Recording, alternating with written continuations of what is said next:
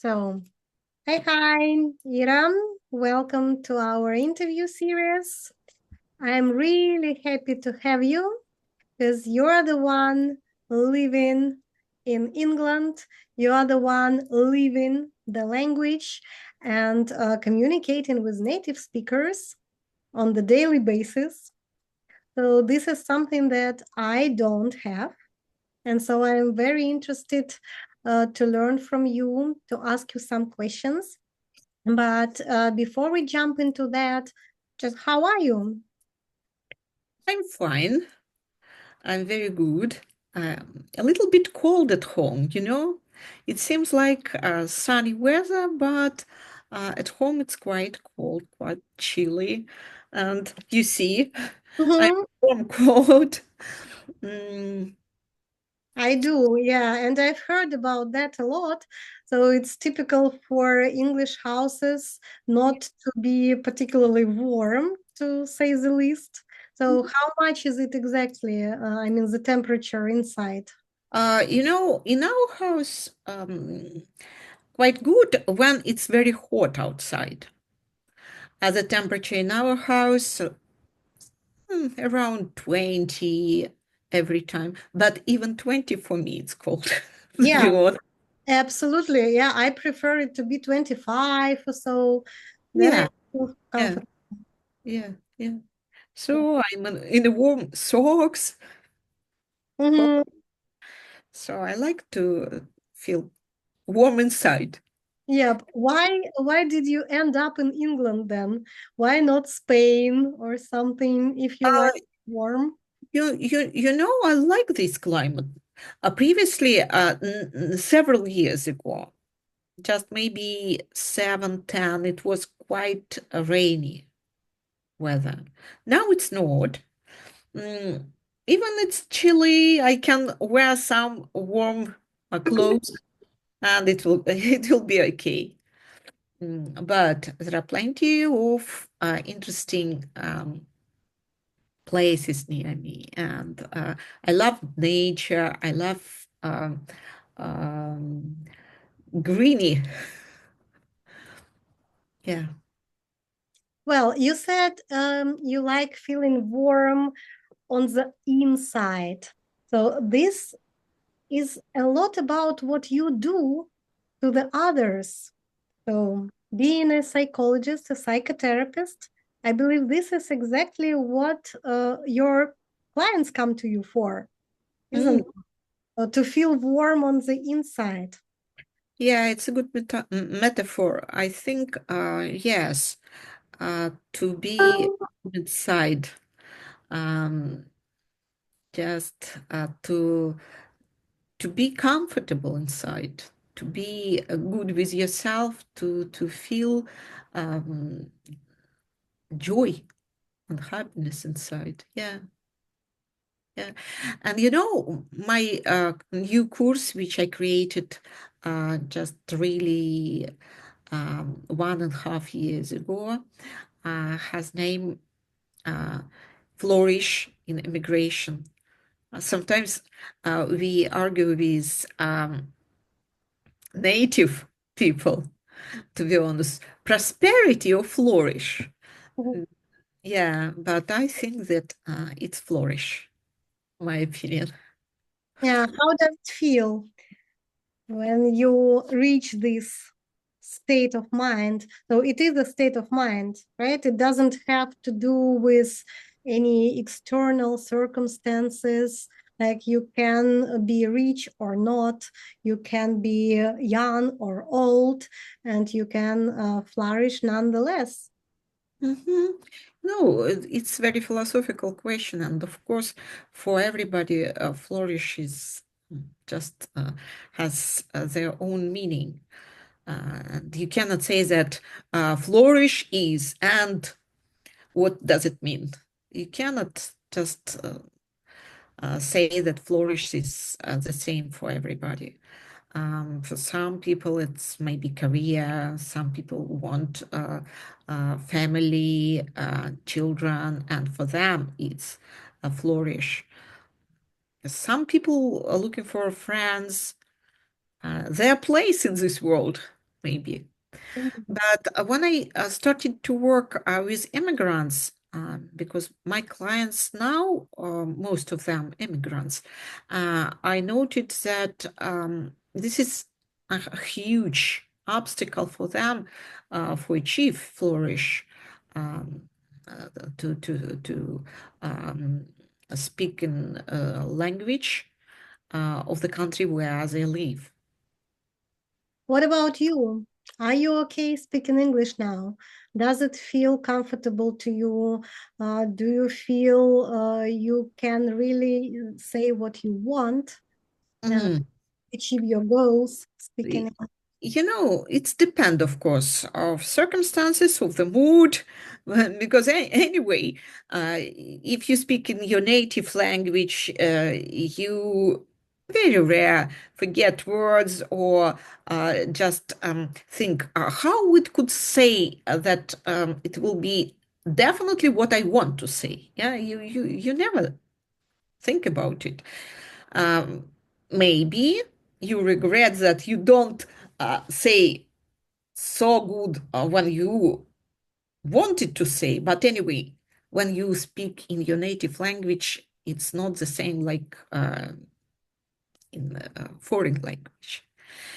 For me now, I can say that most of the time I speak in English because um, my husband doesn't speak Russian. Like he doesn't know any words, Russian words. So most of the time, except when I go to my children who speak in Russian, of course, I speak in English. And sometimes when I don't understand something, I just don't care. I can say, excuse me, what do you mean?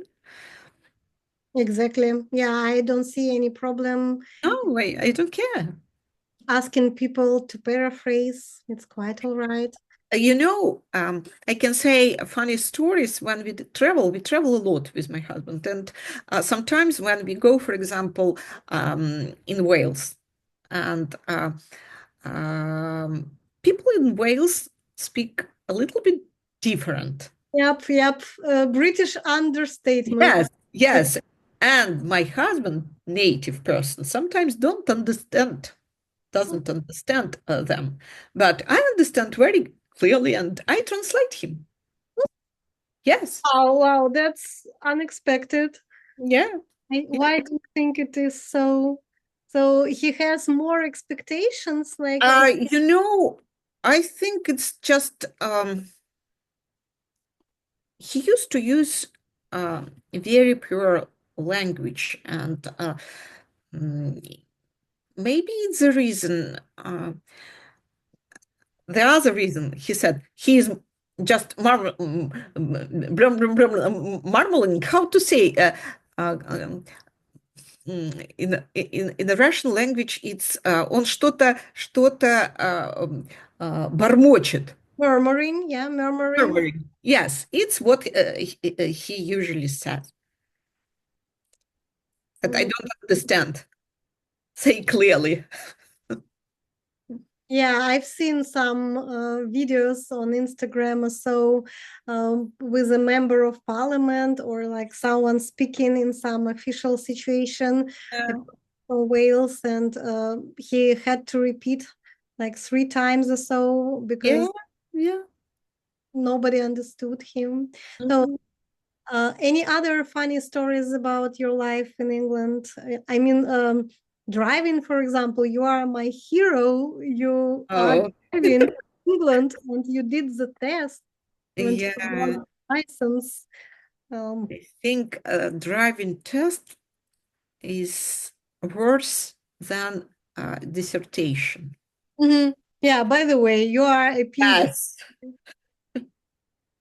Yes, for me it was easy to write my dissertation than to study all these big, huge books about rules in English. And of course, the words which you never use in ordinary life, and you have to understand the questions of this test. Mhm.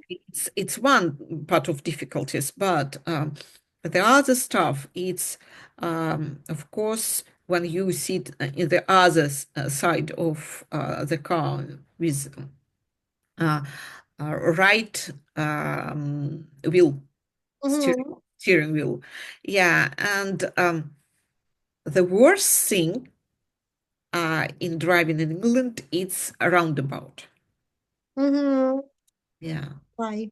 there are a lot of roundabout, and it's sometimes when it's a huge traffic, it's very difficult to squeeze. And uh, to be honest, there are a lot of accident in roundabout. Mm, Yes, yes. And right. especially people who just started to drive, they could stay For a several long time. minutes, and other people don't like it. With a Mhm. huge letter L in your car, you're not The tired, learner, you're right? not confident. Yeah, yeah, I remember this time. But now I quite good driver. Hmm. What do you like about the people there? And is there anything that is annoying?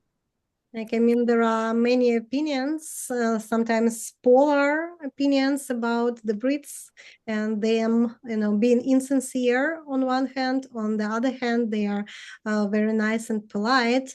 And well, how do you feel around them?